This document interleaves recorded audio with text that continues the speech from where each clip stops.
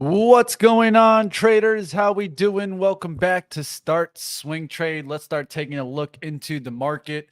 Let's take a look at what swing trades I have on today. I got two on right now, one a little bit into the red. We'll talk a little bit about that coming up here. And of course, one in the green. That's how it goes sometimes. But let's talk a little bit about what's going on in the overall market. Seems like we got a little bounce today. Little bounce. It's not a massive bounce, but definitely a little bit of relief from the downside action that we were just recently seeing. And one thing that I'm pointing to, of course, is just sticking with the 9 EMA, right? You guys see the light blue line here. If we can get the price action to start closing above that light blue line, then I'll start calling back to the upside. But we are just coming back to resistance. So tomorrow we could be right back down. So it definitely was a good day today, at least a little bit of a bounce back. We'll get into the sectors and the industries and see what was pointing out, what stood out there, right? I did see technology, didn't have a bad day, and it actually started the day. Every sector was in the red, and then eventually you saw technology take lead. And then once technology started taking lead, you saw healthcare switch into the green. And then following, you saw consumer cyclical get there. Let's take a look at where those sectors are trading now. Let's go to technology. Technology trading up 1.27% from the open. This is when we want to catch these types of moves. That's why right out the gates on live trading, I talked about how Soxal seemed to make sense today. And that one went up a pretty significant amount from around the 2150s. Definitely opened up lower than that, below 21s, getting up there with the breakout from the 2150s up there to the 2250s. That was actually a decent kind of little gap fill here on Soxal. And now that it's filling in the gap, could pull back here right back towards 22. So just be careful with these leverage trades. I feel like a lot of the times they make moves to the top of the range and then all the way back to the bottom of the range. So sometimes you're going to have to take profits and maybe reload in these leverage vehicles if you're going to go about it, especially in a day trading game. Like always, you guys smash the like for the insights that I try to give you guys in rotation and sector industry analysis. If you guys see any industry or sector, or maybe even just a stock that you guys saw hot today, throw it up in the chat. I'll make sure to catch it. Let's keep going. Let's get through some of the technology names that had a really good day today. Of course, Apple starting to bounce back. This is one area that I started talking about. Are we getting some risk off of 177 level? You guys can see on the daily how that 177 level seems to be holding right now. Of course, that's an important line, as I think that you're starting to see some traders really kind of risk off of that 177. Of course, with Apple's event coming up, they're going to be releasing that iPhone pretty soon. I think that that could maybe get us out of this range and get it back towards the 182 and the 185. I definitely feel like there's some buyers stepping up. And one of the most important stocks that I've been talking about, if we're going to see this turnaround, it's going to be Microsoft. I've talked about it. Can we get it to actually start trending back into the green? We've been just kind of dropping. We need this to start making a big day back. If that happens, then yes, we could have some of these tech rallies come right back in. But if these stocks keep leaking, that's where I'd continue to see the leak. Today, NVIDIA right back up to 435. I actually talked about this, that if it could get up there to maybe to the 440s, that's kind of the area that I could see it maybe coming right back down. We got to be careful when we're shorting names like NVIDIA. They can come back in a hurry. And if you didn't take any profits in the last 2 days in NVIDIA, guess what? You just got wrecked. And that's very important to catch, team. We don't want to be getting wrecked on these names, especially if you're going to go short a high flyer like NVIDIA. Did it get into this space? Not even the 400s that it hit. Didn't even get into that gap. Now it's already back there to 435s. You got to be careful when shorting dragon type of stocks. This is what I call this. This is the dragon. This is roaring forward. Don't step in front of the fire. All right, let's keep going, team. We can take a look at some other action here, but definitely a really good day there. AMD pushing right back up off of that 110, 109 area. Yes, that's definitely an area where you have some buying repeatedly come in. Now we'll see if this can make its way back there to 118. And you even saw names like AI get a little bit of a bounce today, right? SMCI bounce today right back up, right? Does this mean that these stocks are coming back? I don't think so just yet. And we had a correction, right? We could take a look at the cues from kind of the highs of where we're going to where we at the low today. We're down about 6%. Now, I brought up the question, and you guys see it. Is the stock market correction done? This is what we're thinking about now as traders. And I think that's one thing that we need to be keeping in mind is, are we going to get a 5% correction or are we going to get a 10% correction? This is definitely important. And I think that at this point, you're already reaching that 5 spot. So you can start looking at the shopping list. What do I mean by that? Is have the names that you want to buy on pullbacks, right? We talk about high quality names on those pullbacks, is what I'm looking at. We'll see. Can we get some of these high quality names on pullbacks like a Microsoft, right? Eventually, this seems like a buy to me. But where and how far down will Microsoft come down? Google closing strong right now and holding sideways. This is one that I definitely want to keep in mind. It just seems to me like it doesn't want to let go and it wants to come for another run to the upside. And I also feel like Amazon overall not getting into that gap space today and holding right below it shows me that, hey, this could run right back up there and take that next leg. That's why I'm watching stocks like Shop for a swing. I was talking about it today. It seemed to make sense for me, even when it was in the red at 55. So I don't mind this one, right? We could take a shot on this if we wanted to kind of think that we could have continuous upside action and like an Amazon. I'm going to look for one more down action tomorrow out the gates, maybe a little scare, and then look to maybe jump into Shopify. But this is not a bad one to maybe take a shot, especially off of this kind of support area where it's the gap zone below. I'd keep it towards the 53.88. Definitely wouldn't want to see that 53.88 break because then you're right back into the gap zone. But Shopify doesn't seem that bad here on the pullback. All right, let's keep going, team. We can take a look at some of the trades that I have on. And Wally, yes, we will get into Gilead. Stay up, stay here. We'll be right talking about it. That's actually one of the trades that are in the red for me. We can take a look at that. All right, let's keep going, team. Let's talk about the first one. We'll talk about the one that's in the green for me. That's Penn National Gaming, now up there towards 24.86 and looking great on the dip buy. Got this one on Friday and not looking too bad. Now up on this position, 4.28%, almost a 5% gainer already on Penn. Could take some profits right here in the 80s. But I'm thinking that we might get a little bit more in this kind of push back, right? Can I get a day 2 move where this just doesn't come back towards 23.50, right? I have this at 23.84, so I'm pretty good. I'm up about like a full point on this. I'm going to give it a little room to really start working back here towards the left-hand side.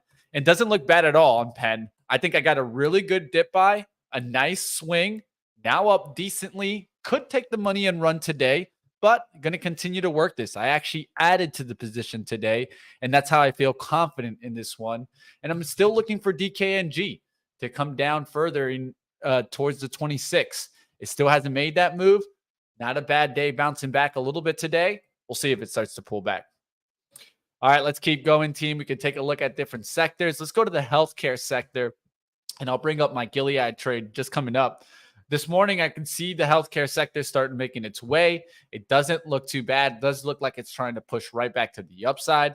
This is something I'm trying to keep in mind, right? And then I'm looking for plays here.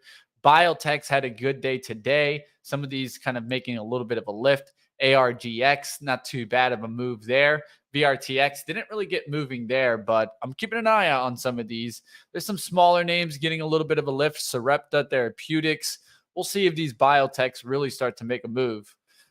Healthcare plans were doing really well earlier. Now they're starting to pull back a little bit, but these have been strong as of late. We'll see if they can really get moving.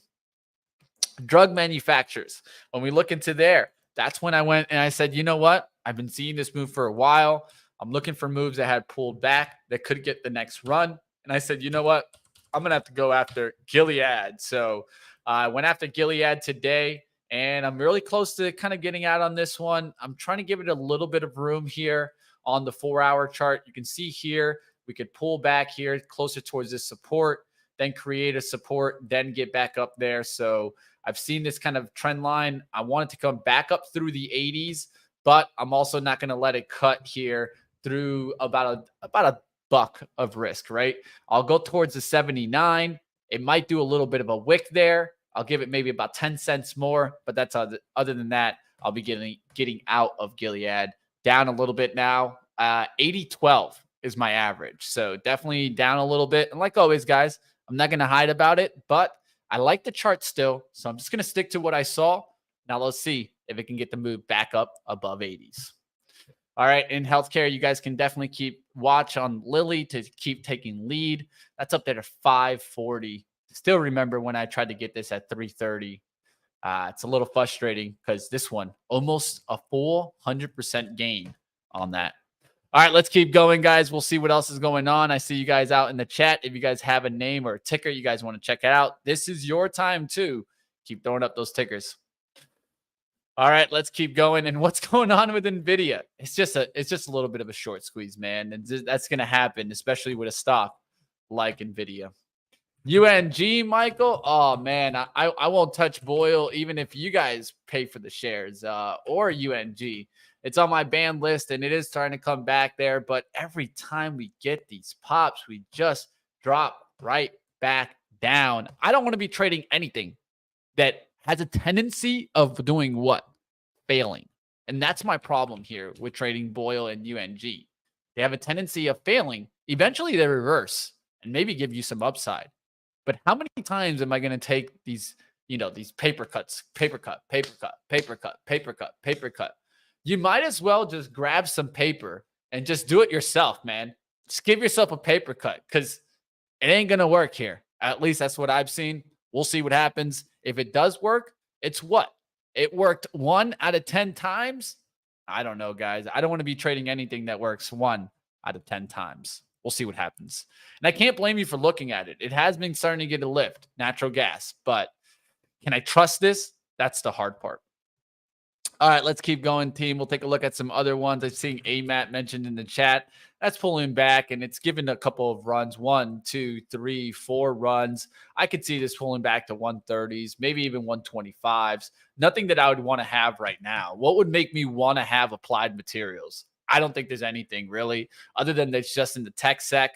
But hey, that's to each his own. We'll see what happens in this. Of course, you got ASML in here. You got Lamb Research. They're pulled back a significant amount. Maybe Lamb Research not too bad off the 50 moving average today on the 650s, but nothing that I like.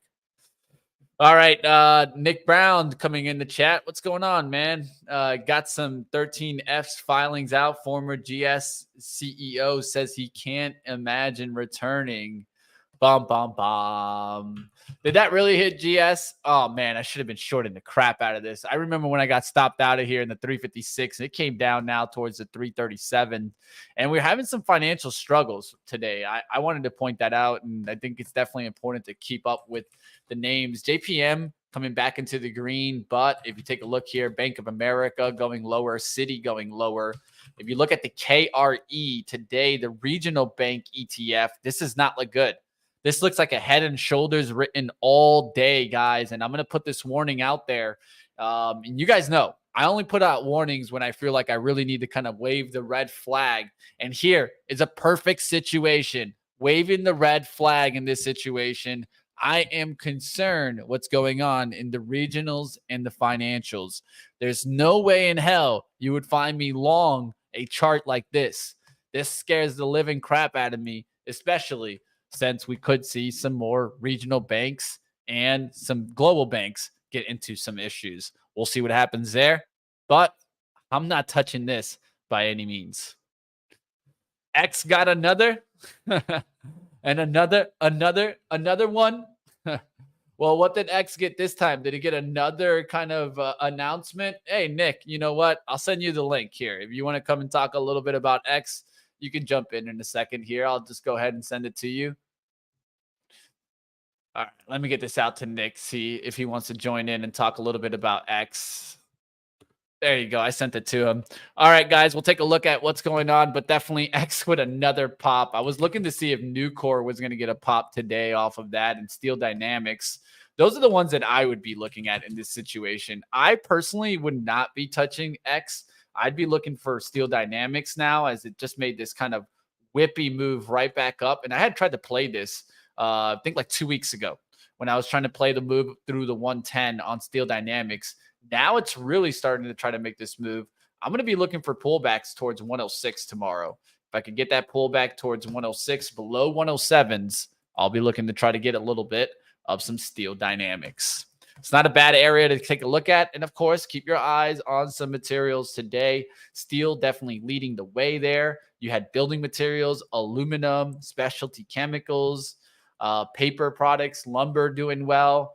Man, this WFG, I've been seeing this climb for a while. Now it's pulled back. This actually seems pretty interesting for me for wood production to get a move right back to the upside. It doesn't look too bad, man. I'm going to have to keep this one on watch. I kind of like it on the weekly for it to make a move right back towards 90.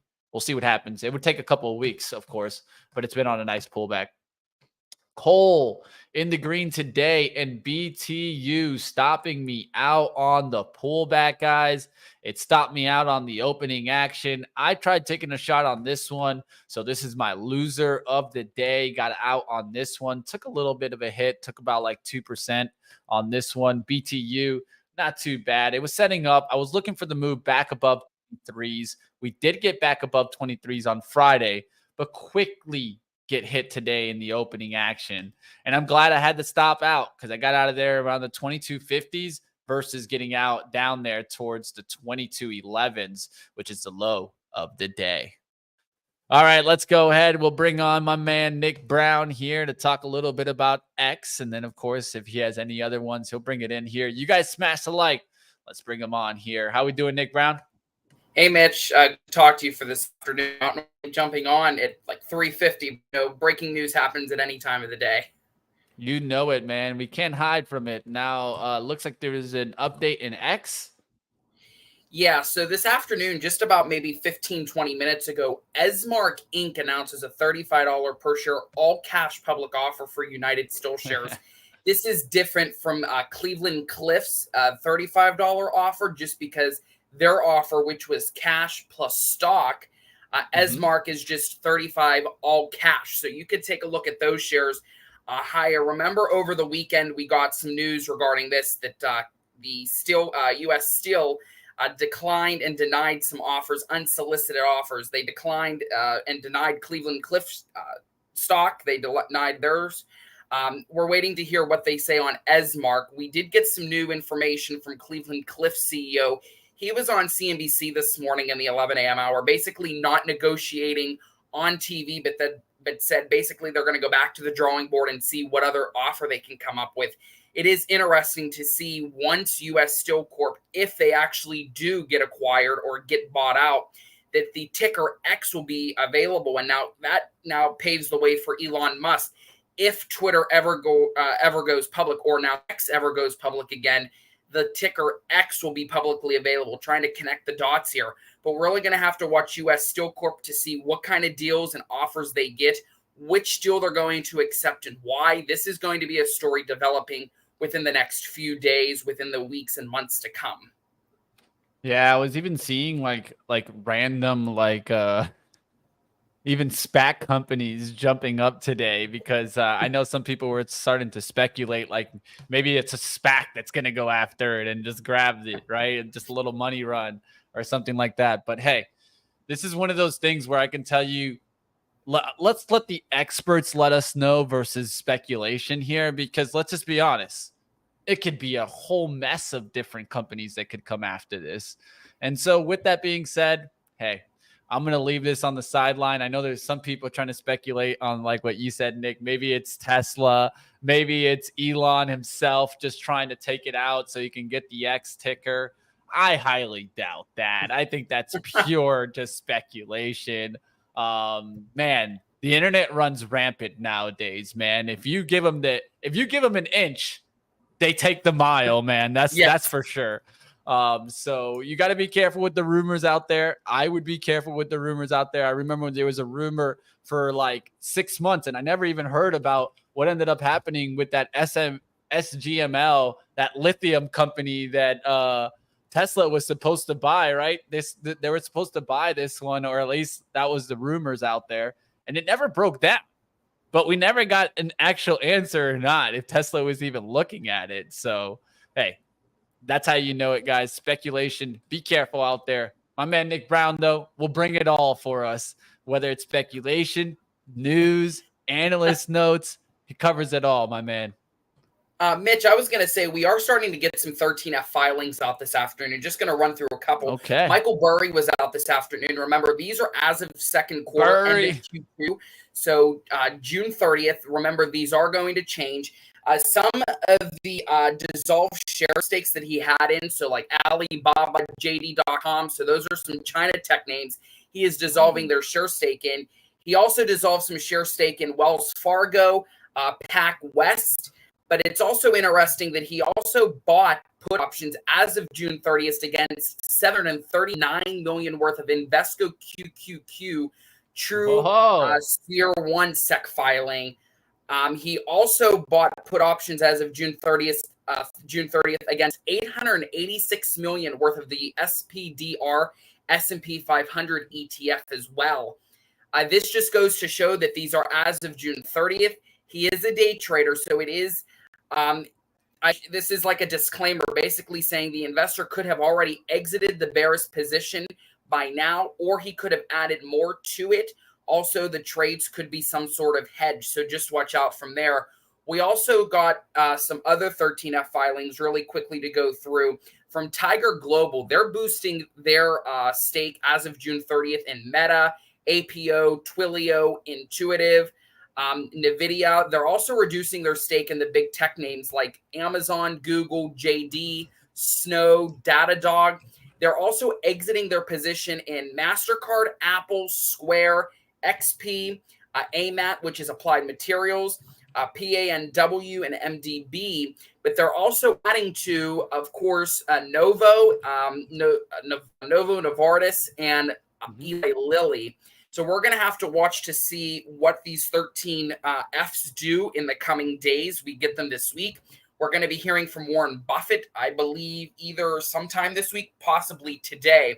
So just watch these 13F filings. But remember, these are as of June 30th.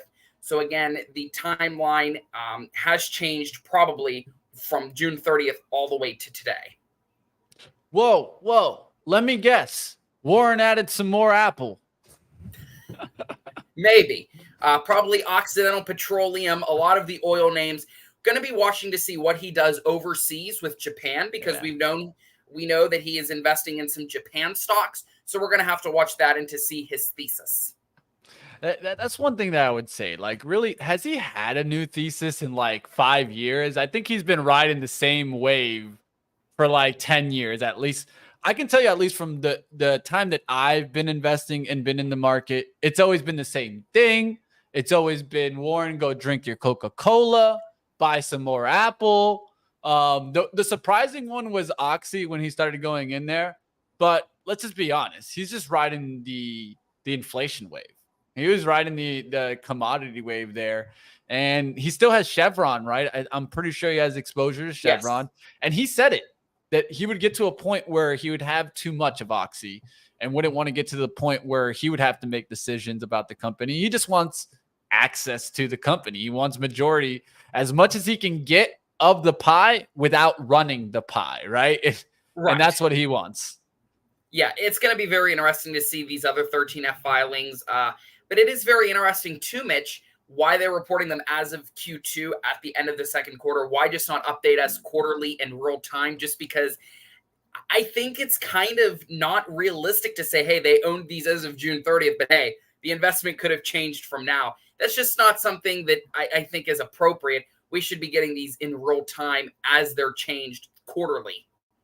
The truth is that I would say that there's not much edge here. I think it's very short-lived edge. It's like wake up at 4 a.m. tomorrow and try to take advantage kind of edge. Because if not, these edges could easily go away by the time the open comes.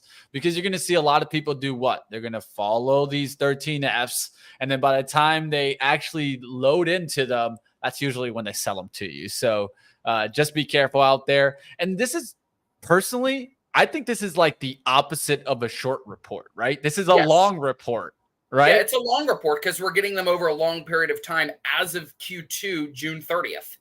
So you know how there's so many people that bash the short reports, right, Nick? Well, why don't Yes. we bash these guys that come out with their long reports, right? I think You're the I'm only with one that's you. talking about it. I'm with you. You know, there's a lot of people that will probably not bring up this conversation, but I feel I'm agreeing. Let's let retail get access to all the information versus let's just keep them out of the woodwork and then give them like little bits and pieces. Here, we're going to give you the next 2 weeks, we'll give you short interest. The next quarter, we're going to give you the 13Fs. No, stop feeding me these little lies and these little bits of information. I want up to date, real data for retail traders out there, right? I mean, we deserve it. I think I that's think the that's fair thing. yeah, it's just make information available, right? And I think that's the important part. If we're going to be bashing people for doing short reports, then these longs also do the similar thing. It's like when you see like investors, like let's say Ackman, come out and say, "Oh, I just opened a new position in blah blah blah." Next thing you know, you see blah blah blah is up like 20%. That's the same thing as doing a short report. It's just the opposite way around. So, like always, when you read the noise and you read a lot of the stuff in financials, see, is it equal playing field on both sides? That's one thing that I always like to look at. Thank you, like always, Mitch, Nick. Anything else you want to leave us up with? yes, I was going to say there's some breaking news regarding Amazon. This is happening right as we speak. Let's do Amazon's it, leader man. My on man coming Alexa, through it. Echo, and other devices plan to leave. David Limp's retirement will be the latest departure from the e-commerce giant's leadership under CEO Andy Jassy. He is planning to retire in the coming months. That is according to the Wall Street Journal. Limp's planned departure would conclude a tenure of more than 13 years at the e-commerce giant, where he oversees Amazon's Alexa and portfolio of other services. The Echo device line in particular has proven more challenging to monetize in that way. That's according to people familiar with Limp's plan. An Amazon spokesperson confirmed Limp is leaving before the end of the year. This just marks another disruption for the core of Amazon senior leadership, known as the S team, a number of whose members who have departed over the past 2 years after a relative stability on the management team before Jassy took the helm.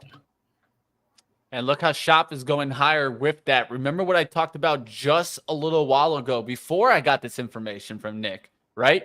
Was that I liked Shop if Amazon could keep going. Now you're getting Amazon to keep going. You're getting mentions also to say that what? Amazon is rolling out generative AI features to summarize products. Oh, well, there you have it. That's going to give them the nice little lift there. We'll continue to watch this trade. I think this is definitely something to watch here that could really get Shop going again. And Shop was moving pretty well before this. Let's see if this can get the boat moving right back up. And I also like to compare it with Mercado Libre, Melly, but of course, that one's a little bit more pricier. I remember when Amazon used to be this pricey and no one would look at it. That's why I think that, yeah, you have a lot of people that probably got into Amazon on the down period, and you're climbing the boat right back up. I mean, we're not too far from all-time high on Amazon. That's only about 25% away. So we'll see what happens there on Amazon. And of course, you guys can catch us always. Nick Brown, myself, will always be coming after this market. There's one thing's for certain.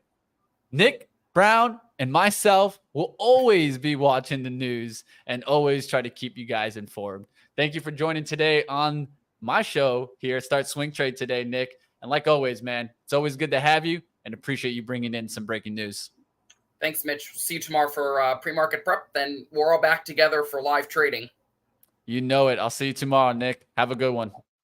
All right, guys, we're going to wrap it up and go towards, of course, the end of the day. Like always, catch me tomorrow on pre-market prep. I will be watching the markets. We will see what happens. Stay tuned for some earnings reports, of course. They are coming in. We do got some more that will be coming in just tonight. Don't forget it. But really, I think it really starts kicking off tomorrow as you get Home Depot. That's going to be one that I'll be watching for. And Kava after the close. You guys know the call I've been making on Kava. Find out, of course, if I was right or wrong. Only one way to tell. Price action. It doesn't lie. I'll see you next time right here on Start Swing Trade. Hit the like button on your way out.